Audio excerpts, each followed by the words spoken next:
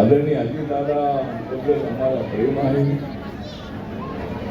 पण या निवडणुकीमध्ये ते प्रेम नाही. निवडणुकी अगोदरी अजितदादांना आमचं प्रेम होतं. अजितदादा अत्यंत ऍक्टिव्ह नेते आहे, पण निवडणूक होईपर्यंत आमचं जमणार नाही. निवडणूक झाली की आमचं जमणार. निवडणुकीमध्ये निवडणुकीमध्ये आमचं नाही जमा, पण निवडणूक झाल्यानंतर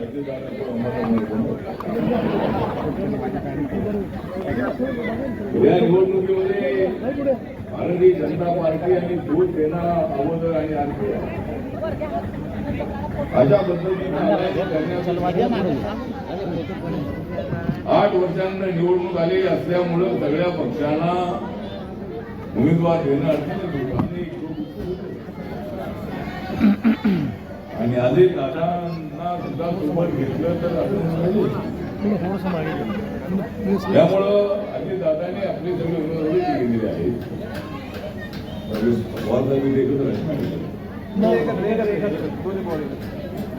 दोन पवार इथे एकत्र आहेत. शरद पवार साहेबांची माझी अत्यंत चांगली संबंध राहिलेली आहे.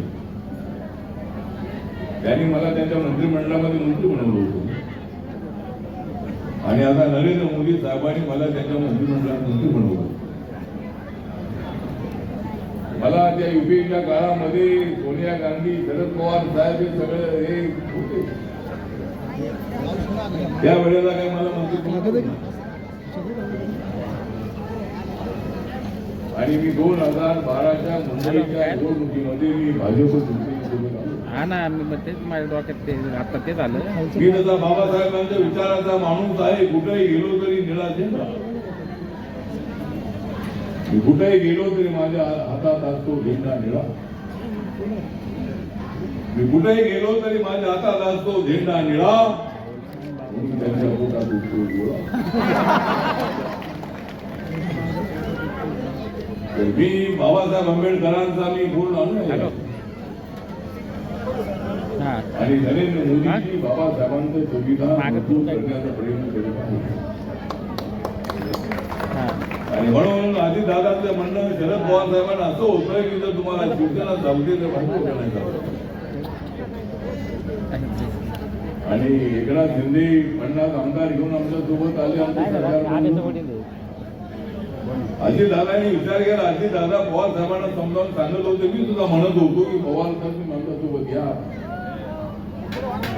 मी तिकडून इकडे आलेलो आहे, आपण तिकडे काय करता, आपण यावं इथे.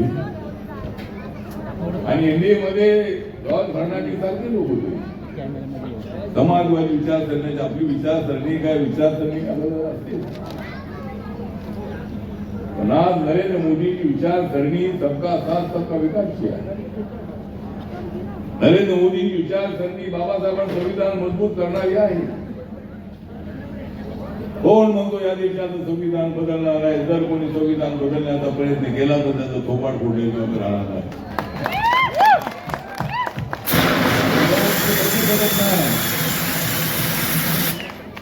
या देशाचं संविधान कोणाला बदलता येणार नाही. या भारताचा नेपाळ, श्रीलंका, बांगलादेश कधी होऊ शकत नाही. आपल्या देशामध्ये पार्लमेंटरी डेमोक्रेसी आहे, लोकशाही आहे, बाबासाहेबांचं संविधान आहे. या देशामध्ये अनेक आंदोलनं झाली, पण आमच्या आंदोलन जे आहे ते आंदोलन एका लिमिटच्या पुढे जाऊ शकत नाही. आणि म्हणून या ठिकाणी आमच्या आदिती बाबर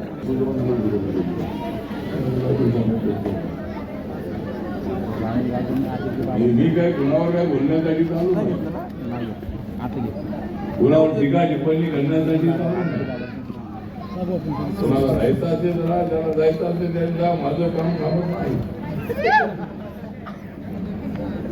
आणि माझा असा अनुभव आहे की जोपर्यंत एक जात नाही तोपर्यंत 100 येत नाही.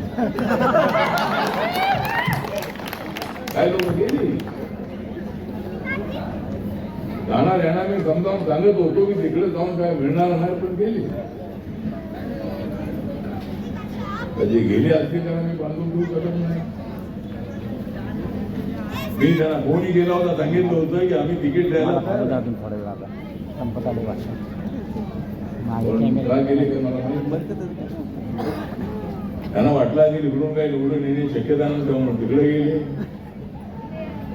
आणि तिकडे आल्यानंतर मग म्हणतील की मी इकडे राहिलो तर बरं झालं. ठीक आहे, सगळ्यांनी प्रचार करा, आपापला प्रचार करा, पण आम्ही मात्र विकासाच्या मुद्द्यावर आम्ही इथं एकत्रित आहोत. हा नाव घेतलं का नाव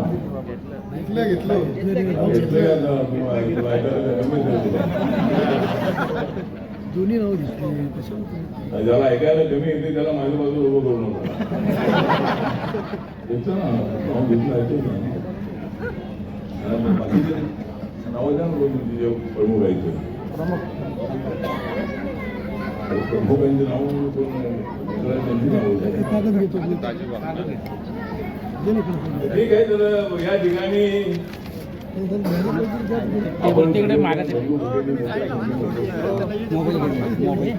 हे सांगायला आलेलो आहे की रिपब्लिकन पक्षाला 5 वर्ष डेप्युटी महापौर पण मिळालं होतं.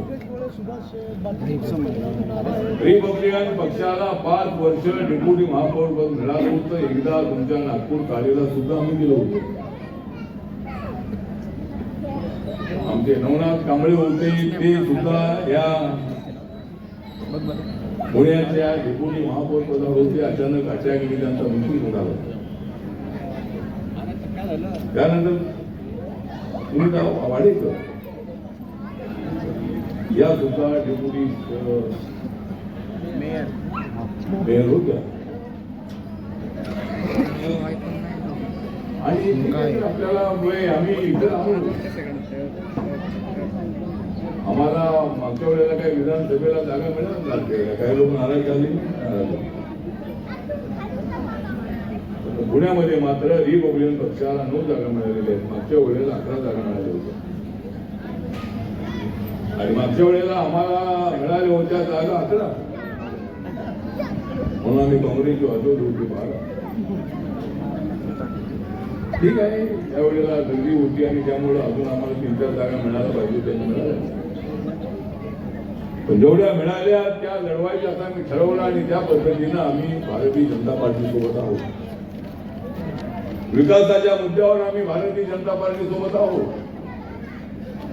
आम्हाला या भागाचा विकास करायचा आहे.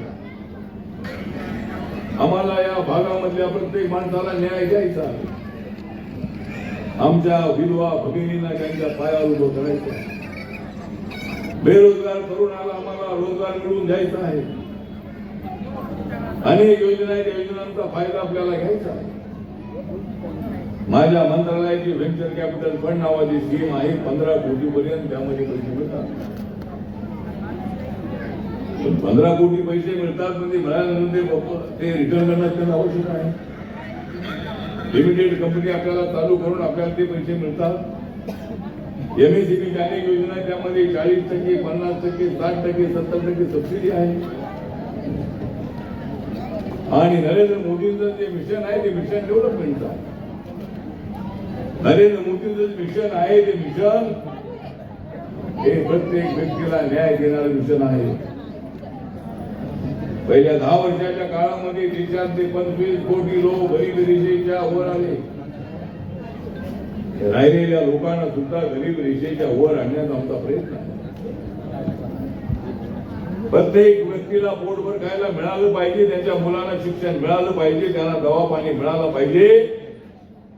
हीच आमच्या नरेंद्र मोदी सरकारची मुख्य उद्दिष्ट आहे. आणि देवेंद्र फडणवीस हे तर अत्यंत स्ट्रॉंग असणारे मुख्यमंत्री आहे. देवेंद्र फडणवीसजी यांनी पुण्यामध्ये अनेक डेव्हलपमेंटची कामं केलेली आहेत. आणि भारत सरकारच्या वतीनं मोठ्या प्रमाणामध्ये पैसा मुंबईला, पुण्याला आणि सगळ्या महानगरपालिकांमध्ये आलेला आहे. त्यामुळं या ठिकाणी सर्वजण या भागाचा जो विकास आहे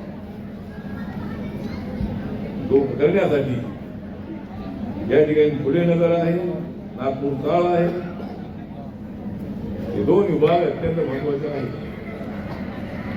आणि नागपूर काळे नाव यासाठी पडलं की नागपूरवरून आलेले, विदर्भातून आलेले बरेच लोक इथं राहत होते.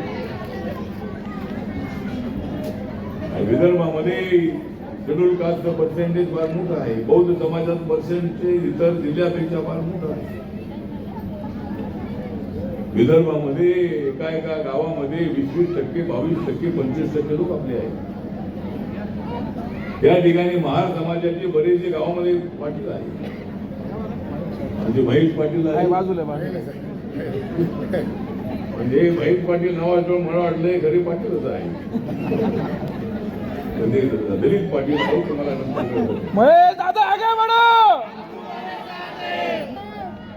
ठीक आहे. म्हणजे अनेक पाटीलचा विषय नाही. पाटील समाजाबद्दल आम्हाला आदर आहे. मराठा समाजाबद्दल आम्हाला आदर आहे. कुठलाही समाज असतो, बाबासाहेबांनी सांगितलंय की तो समाज आपला समाज आहे. आणि म्हणून या ठिकाणी आम्ही सर्वजण आलेलो आहोत. आपल्या या चारही उमेदवारांना शुभेच्छा देण्यासाठी आलेलो आहोत. आणि या ठिकाणी मंगेश गोळे, मंगेश गोळे प्रास्ताविक केलं होतं. मंगेश गोळे,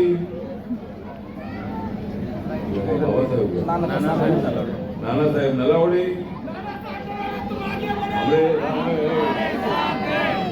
तू आगे बढ़ मैं तो बोल रहा हूँ, सुभाष चव्हाण, बाळासाहेब जानराव, उलगे चरवादी, एक जण उलगे चरवादी, आ जाओ इधर आ जाओ. अरे उलगे चरवादी आहे, मजबूत आदमी आहे. पैशाने मजबूत आहे आणि बॉडीने मजबूत आहे. त्यामुळं ते गेले आणि हे आले. त्यानंतर आमचे पुण्याचे अध्यक्ष संजय सोनवणे, अशोक कांबळे, राकेश मोहिते, मंदार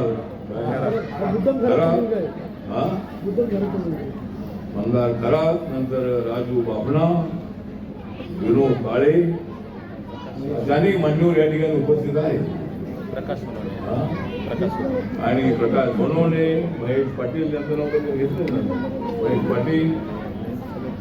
आणि अजूनही जी नावं राहिलेली आहेत त्यांची नावं सगळे निवडून आल्यानंतर मी चालू त्या वेळेला राहिलेली नावं घेतो. आणि जे मतदान करतील त्यांची नावं देणार. ठीक आहे. त्या ठिकाणी ही आपली लढत आहे. एक चष्मा आहे आपलं दिशाने आणि तीन कमळ एक चष्मा आहे. कसं आहे का?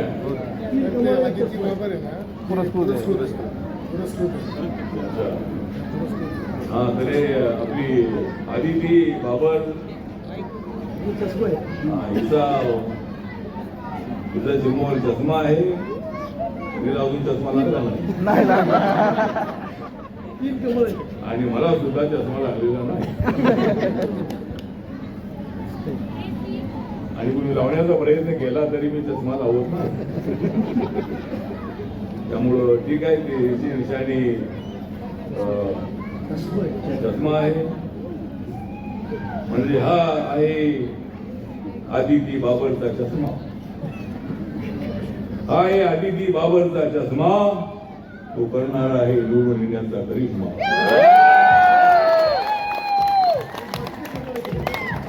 आणि बाकीच तिघांचं आहे कमळ. बाकीच्या तिघांचं आपल्या रेणुका चरवादीचं, सुधीर वाघमोडेंचं आणि राहुल जाधवचं सिंबॉल आहे कमळ. म्हणून त्यांच्या पोटात झालेली आहे म्हणून. आता जास्त करू नका वळवळ. आता जास्त करू नका वळवळ. निवडून येणार आहे चष्मानी कमळ. ठीक आहे. इथं आपण सगळे मोठ्या संख्येने आलेले आहेत. मला अजून 2 ठिकाणी सभा आहे. मला मुंबईला जायचं आहे. मुंबईला सकाळी आमचा मुंबईचा जो जाहीरनामा आहे तो जाहीर होणार आहे. आणि आज आपण सगळेजण या ठिकाणी आलात तर आपण आमच्या उमेदवारांना निवडून द्यावं एवढंच या प्रसंगी आवाहन करतो. आणि माझे 2 शब्द संपवतो. जय भीम, जय भीम, जय भीम.